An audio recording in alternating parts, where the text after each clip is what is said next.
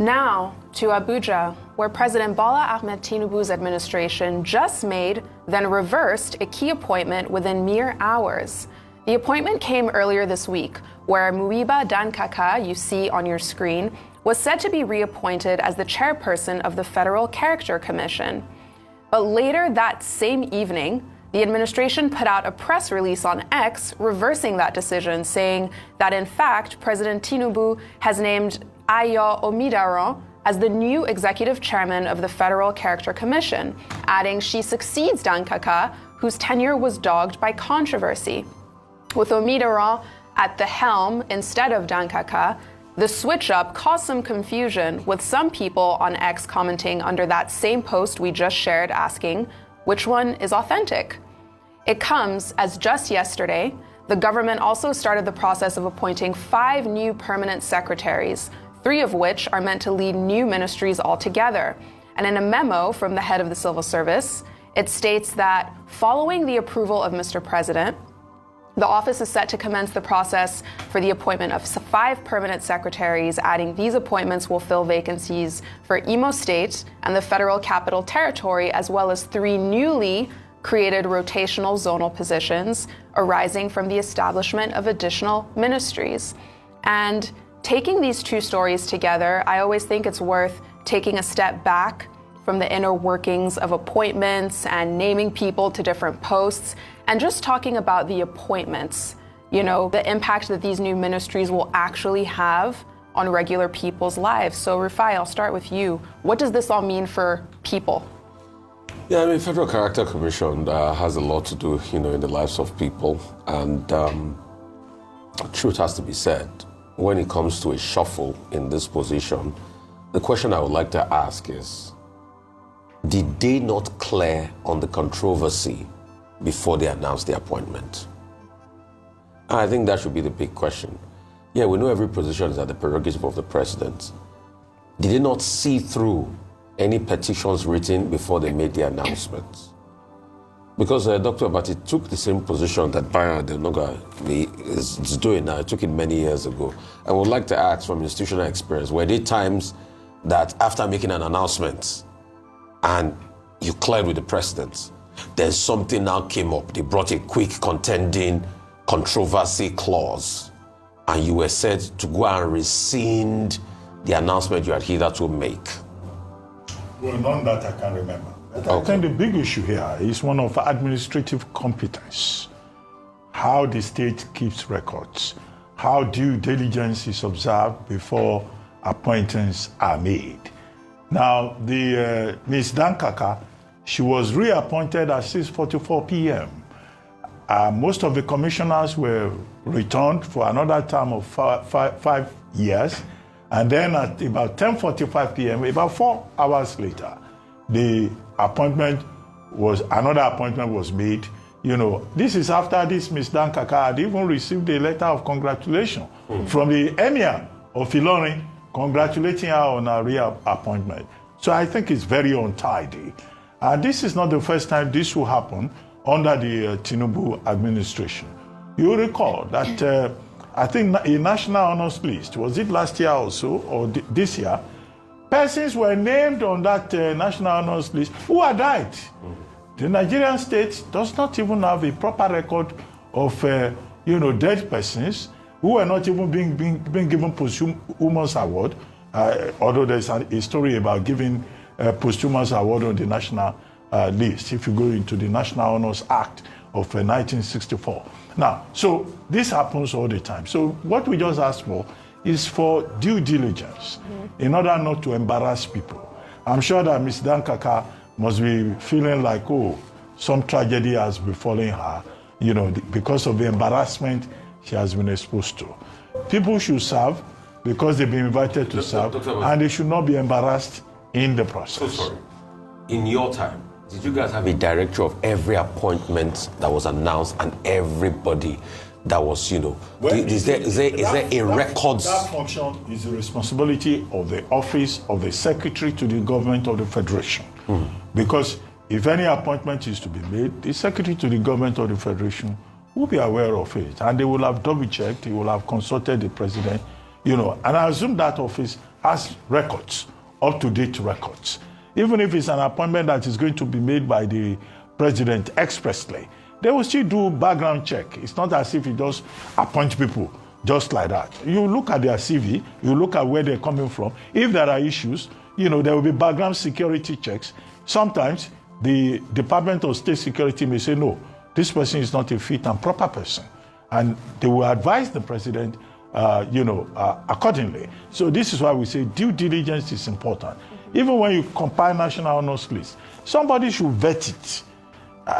If 2-3 people look at it, if anybody has died on that list, they will know this is a small community, despite our population.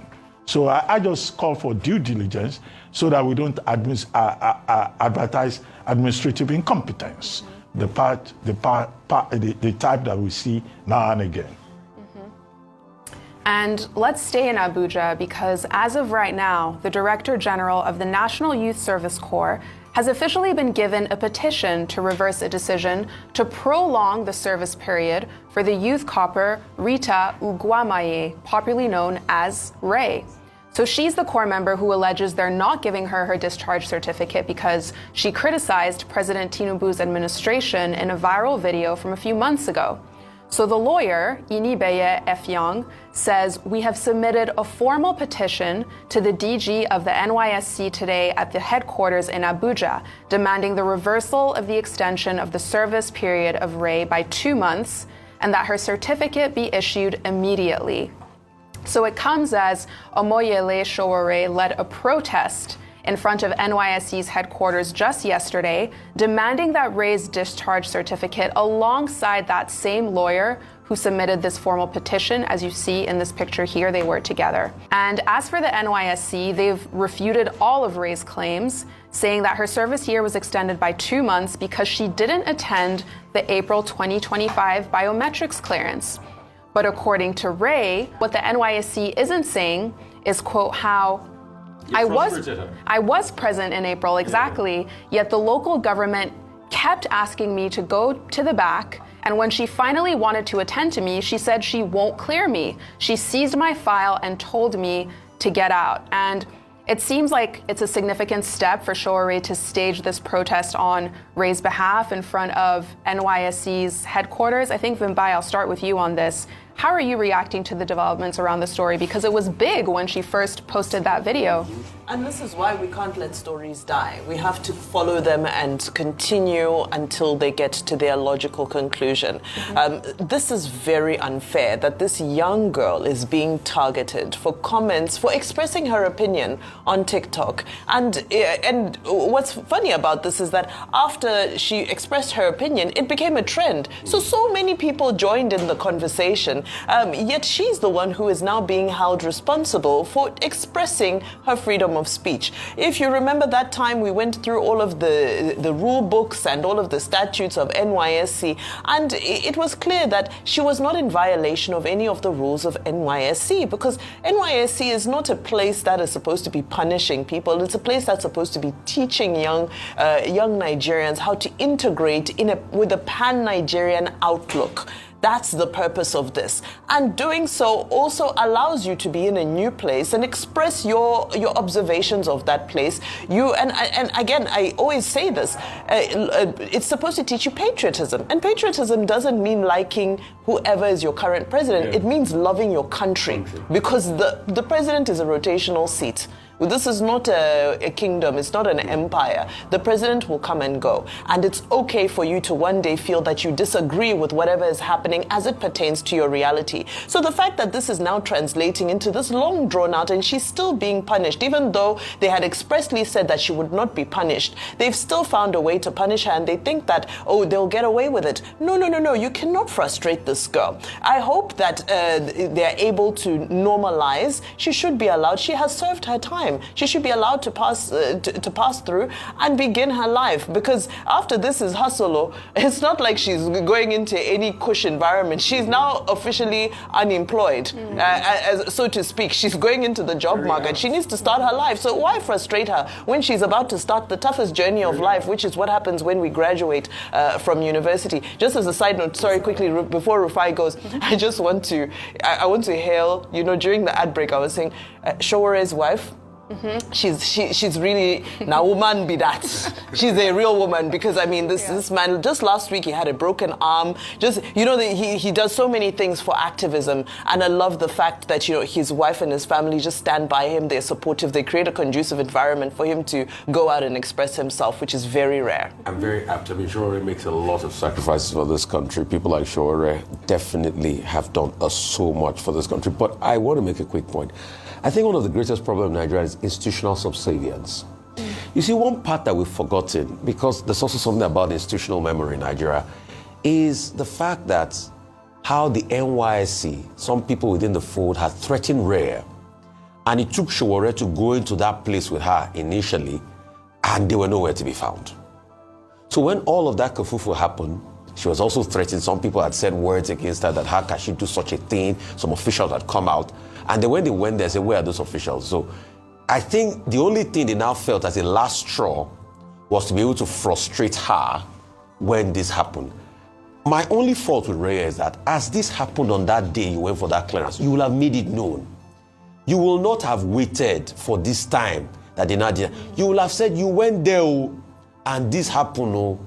Nigeria, you will have said, Nigerian people, I'm calling on you that same day so that we'll start to drum it. Now they are trying to look for a lacuna because NMDC. NYSC quickly reacted by saying, oh, she did not do the right thing. Until it took Inibe Effiong to come out. Or what's the offense? Because she criticized Nigeria. So what Raye said, is it wrong? In fact, the NYSC people should be sanctioned because they don't even know, they don't have sense enough to know why they are there. Do you know what the NYSC was set up? The NYSC was set up to be able to bring unity to this country after the war, to reintegrate people. And things that are happening that can threaten the unity of Nigeria is happening in this country within security and all the bigotry that is going on. And a girl spoke up about it. And she said Lagos smells. And they say, why should she say that? Is Lagos not smelling?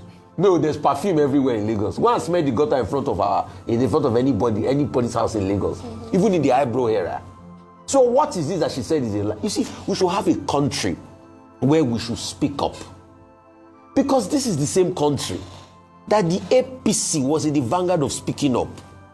That's why a lot of people celebrated and respected them. I was working in a radio station there. Alhaji Lai Muhammad will always come to our radio every Saturday morning to criticize the government, and we said, kudos to you. This was the same APC that shut down this country for the first 2 weeks for removal of subsidy that they have now removed. Everybody praised them. So what is it that, what is it called? Criticism now becomes like werekpe on their body. Werekpe is that leaf that when you put, it scratches them. What is going on in this country? Anyway, the point to be made is that the right to the freedom of expression is constitutionally guaranteed, Section 39. Nobody should be punished or discriminated against on the basis of the fact that they are expressing themselves. Number two, NYSC is saying, well, 131 youth corps members didn't show up for biometric verification. The logical thing would be for the NYSC to organize another biometric verification for those children, post-haste, and then allow them to go through that biometric verification, whether it's the lady in question or any other person. You cannot say because they did not show up on the appointed day, then they will not get their certificate when they have already completed the exercise. 3, civil servants. There's something called the civil service reform. But we have a problem in this country where civil servants are overzealous because they want to impress politicians, because they want to impress their sponsors. They go beyond the call of duty to misbehave. Right. This is why the intervention of Showore and other activists is very important. And they must not give up the protest or the struggle until the right thing is done by the NYSC. Absolutely.